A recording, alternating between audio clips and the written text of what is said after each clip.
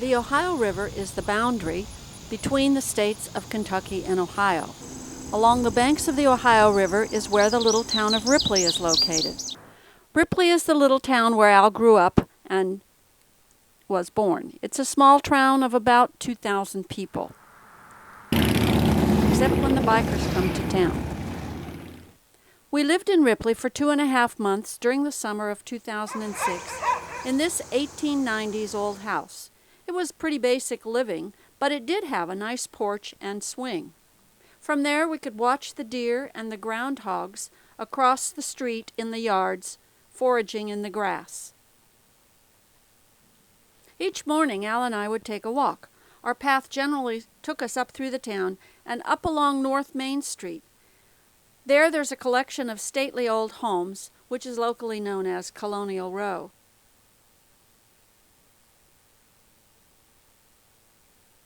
Back then into town, walking along 2nd Street, has a variety of houses. Many date back to the Civil War, like this Baird house. And this is the house where Al grew up.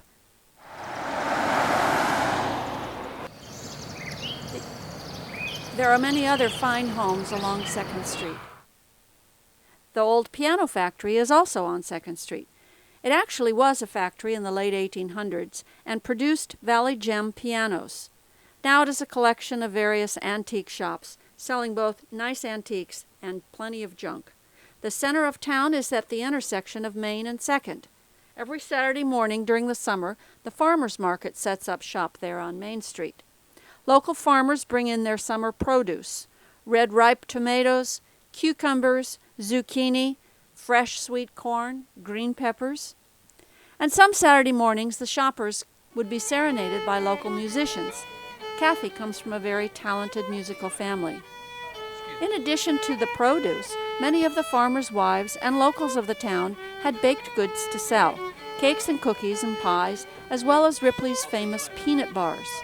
We would often end our shopping with a peanut bar and a cold drink down by the water's edge where we could watch the river traffic, both the pleasure and commercial.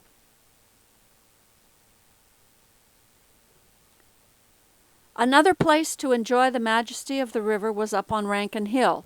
The Reverend John Rankin was a staunch abolitionist who helped many slaves move north of the Ohio River to find safety and a better life. On Rankin Hill we waited for the summer's long twilight to finally go dark enough that we could watch the spectacular 4th of July fireworks.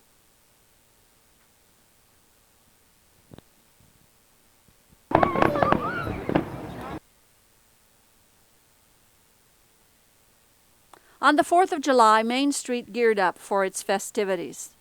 The Lions Club was in charge of setting up the venue and the programs for this holiday. It provided food booths and along the midway set up games of chance. Games like the Wheel of Fortune and poker helped raise the monies that the Lions Club used in its various charities. There were programs in the evenings. Local singers treated us one night to a medley of gospel music.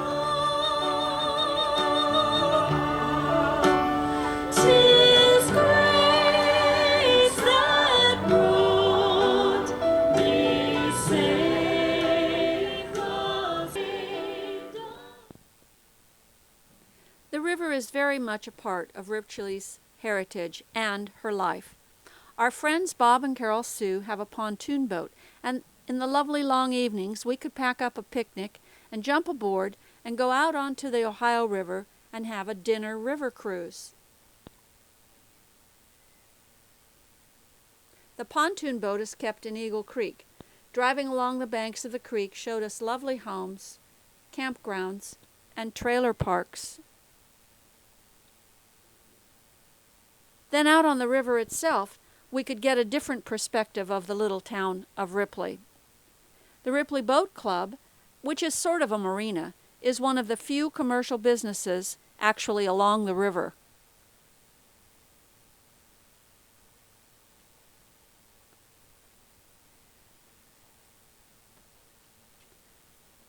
The scenic vantage of riding the pontoon boat showed us off many of Ripley's fine Victorian homes along Front Street.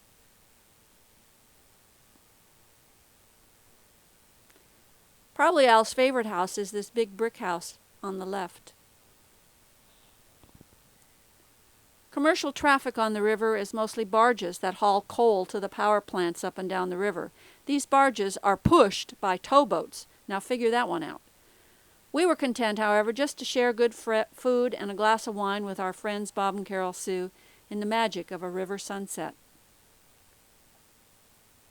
The Ohio Tobacco Festival has its home in Ripley. In the past, Ripley was the only town north of the Ohio River that actually held a yearly tobacco auction. Tobacco is still the main agricultural crop of the area. When the leaves are ready, the stalks are cut and then threaded onto tobacco sticks. The sticks of tobacco are hung in tobacco barns to dry out. The dry, crisp leaves eventually soften again in the late fall when they are gathered into hands like these prize winners. Now every festival has a parade. The Tobacco Festival Parade largely consisted of many kinds of vehicles and many kinds of queens, little ones and big ones, as well as a lot of political floats because this was an election year.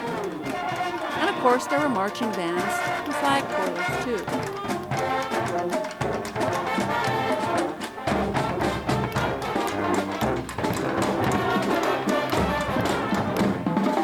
Many of the vehicles were functional or were antiques. Some were pulled along the street, and some were motorized, and there were miniature cars as well. Down along the midway, the crowds would gather to buy from the local vendors. How do you like the red-necked wind chimes? And lots of other nonsense stuff, with local talent providing entertainment for the crowds to shop. There were food booths of plenty, selling pork tender sandwiches or pizza, hamburgers of course, and lemonade stands, or you could get lemonade with a kick. While you were having your dinner, there was a good show put on by the kids riding a bucking bull, and a little puppet show. Good evening, and welcome to the 25th Annual Ohio Tobacco Festival. 16 contestant is from Georgetown, Jennifer Ann Godby.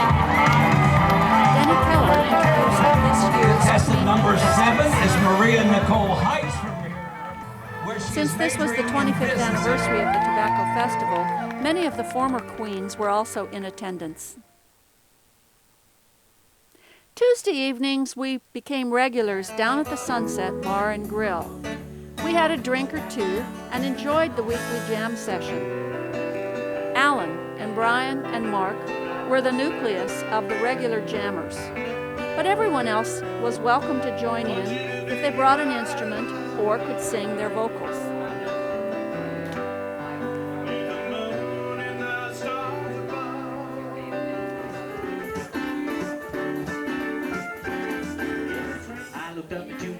We met a nice group of people down there and made a lot of new friends.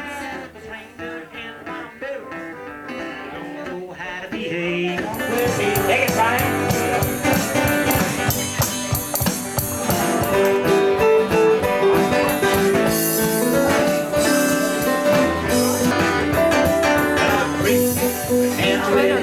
So we can't go steady. I'm not cooking up brand new recipe. No more looking, but I know that I've been cooking. I'm about saving all your.